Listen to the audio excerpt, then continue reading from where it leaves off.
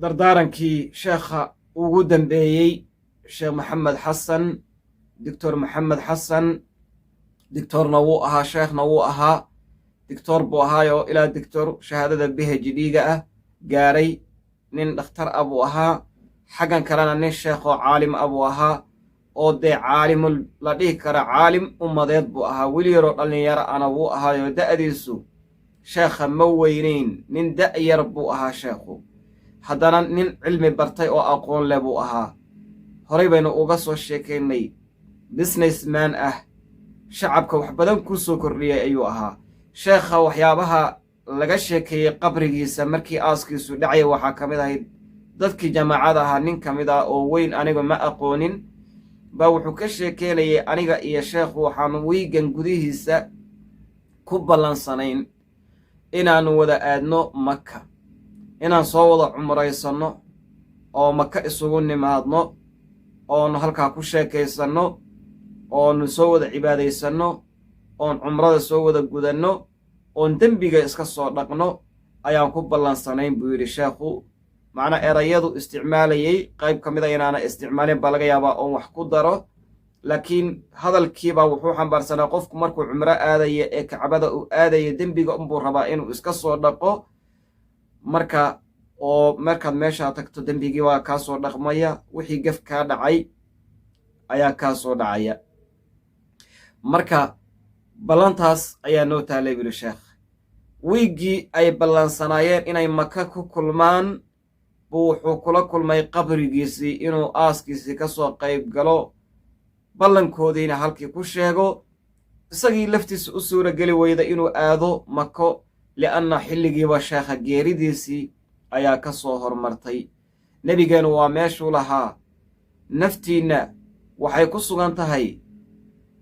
ilaahay farihiisa ayay ku sugan tahay iyo gacmihiisa yuqallibuhaa kayfa yashaa suu doonu u gediyaa ilaahay subxaanahu wa tacaala in la inoo soo jira ma ogin laakiin waxa ugu qiimo badaneen qisada u soo qaatay waxaa weeye runtii markaad geeridaadii iyo isku soo beegmaan cibaado aad rabtay inaad maalinkaa gudato cibaadadu way kala tahay inaad soo siyaarato oo dembiga iskaga soo dhaqdo makal mukarama kabacadii aad tagto xajarul aswad aad soo dhunkato xajarul aswad aad soo taabato dembigaagii aad iskaga soo dhaqdo aad meeshii barakaysnay tagto u sii safarto safarkaad u safrayso aad ajar ka helayso iyo dembi dhaaf kaad ka soo socota aad dembi dhaaf ka helayso adoo taa niyeysan oo qalbiga cibaadadii ugu weynayd qalbiga kuugu jirta inaad wiiggaa samayso maalinkaad samayn lahayd eed kuugu ballansanayd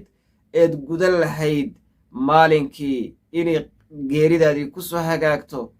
godgasho dhimato waa khayr iyo bishaaraad bay tahay iyay ka mid tahay waa bishaaraadka iyo khayrka la dhihi karo qofkaasi waa ahlu janno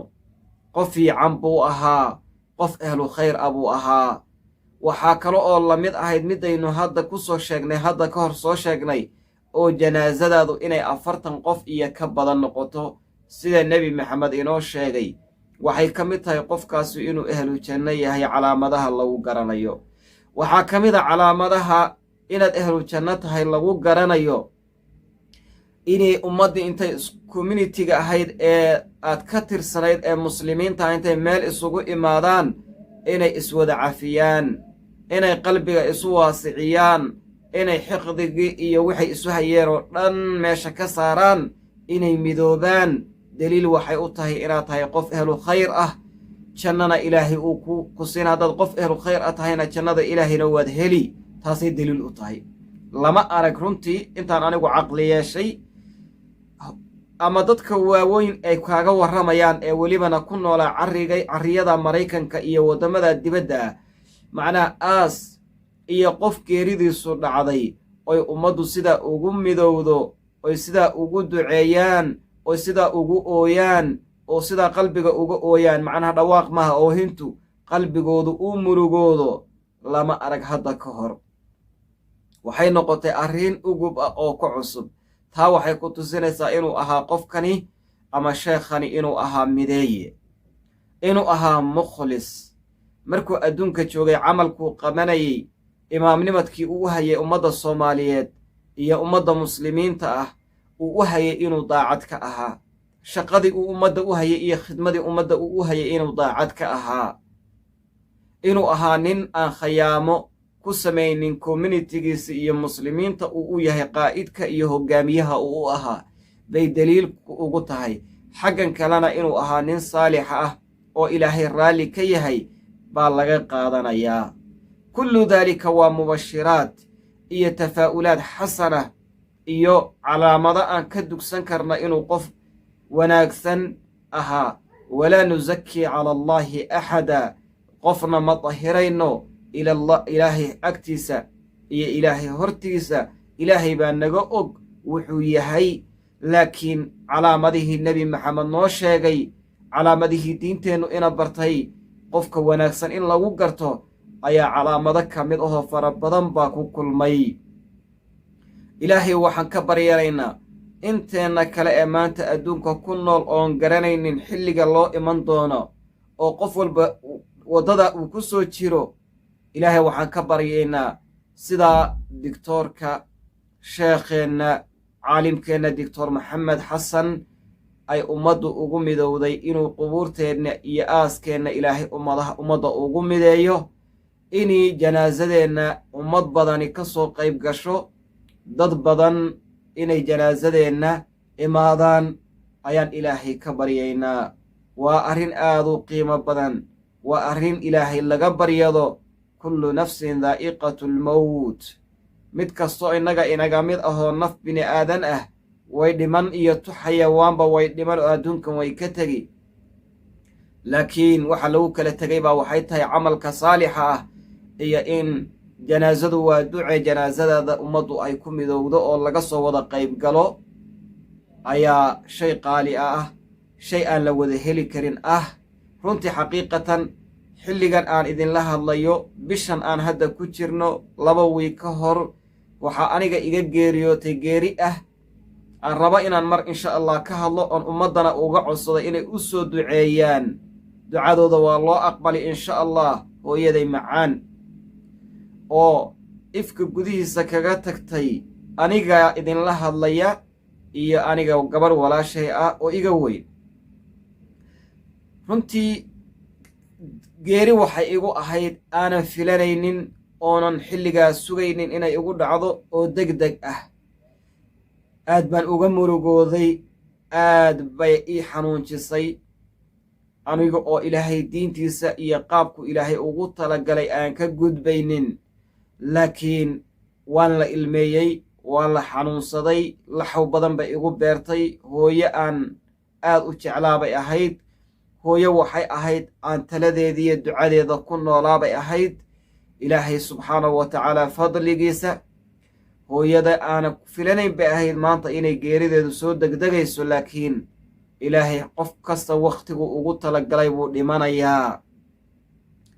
xilligii rabbi kuugu talagalay ma dhaafaysid laa yastaqdimuuna saacatan walaa yasta'khiruun saacaddii loogu talagalay kamana hormaraan kamana dib marayo qofina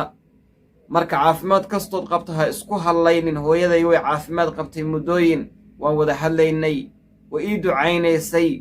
hadalkeedii iigu dambaysay anoon meel la joogin welibana way ii ducaynaysay oo muddo dheer welibana aan arag laakiin aanu habeen walba wada xiriiri jirnay oon ismaqli jirnay oon wada hadli jirnay oon wada sheekaysan jirnay saacaad wakhti dheer laakiin waxaan u soo qaatay hooyo waxaan u soo qaatay wallaahi xanuunka ay digtoorka geeridiisu igu reebtay tii hooyo ayay i ilowsiisay xaqiiqatan tii hooyo oon aad ula murugooday ayay runtii xaqiiqatan